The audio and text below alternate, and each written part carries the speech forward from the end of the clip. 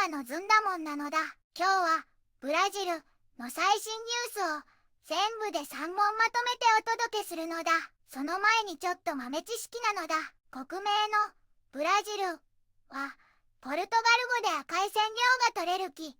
ブラジル木から来ていると言われているのだ。昔その木の輸出が盛んで、土地の呼び名がそのまま国名として定着したというわけなのだ。それじゃあ早速一押しの1本目から行くのだ。関税引き上げの影響でアメリカが長年守ってきたブラジル産コーヒー最大の買い手の座を2025年にドイツへ明け渡したのだ。きっかけはアメリカがブラジル産コーヒーに最大 50%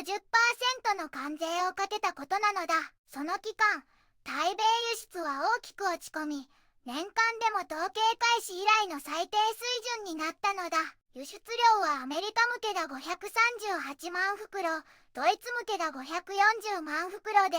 わずかにドイツが首位になったのだ。しかも全体の輸出量は減ったのに、価格高騰で輸出収入は過去最高を記録したのだ。コーヒー市場の動き、かなりドラマチックなのだ。南アメリカ大陸に広がるブラジルは首都ブラジリアで、アマゾンや広大な熱帯林を抱える国なのだ。元はポルトガルの植民地で1822年に独立し、現在は連邦制の大統領制共和国なのだ。人口は約 2.1 億人で、農業、大豆、コーヒー、香料、石油、製造業やサービスが主要産業なのだ。サンバやカーニバル、サッカー文化が色濃く、近年はアマゾンの森林破壊と環境保護が国際的に注目されているのだ。ずんだもん、コーヒー輸出の波、リオのにぎわい、首脳の絶戦、変動のブラジル、今後も注目なのだ。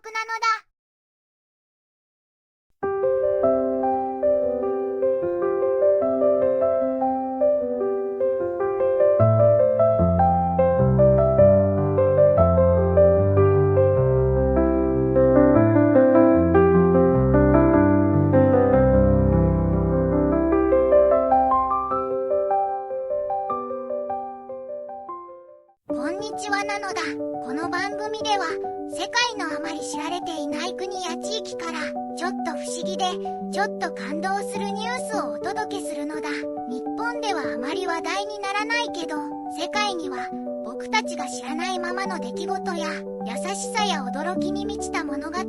くさんあるのだよ。テレビでもネットでもあまり見かけないけれど本当はもっと伝えられるべき小さな世界の声、そんな声を僕と一緒に見つけに行くのだ。さあ、一緒に知られざる世界の旅を始めるのだ。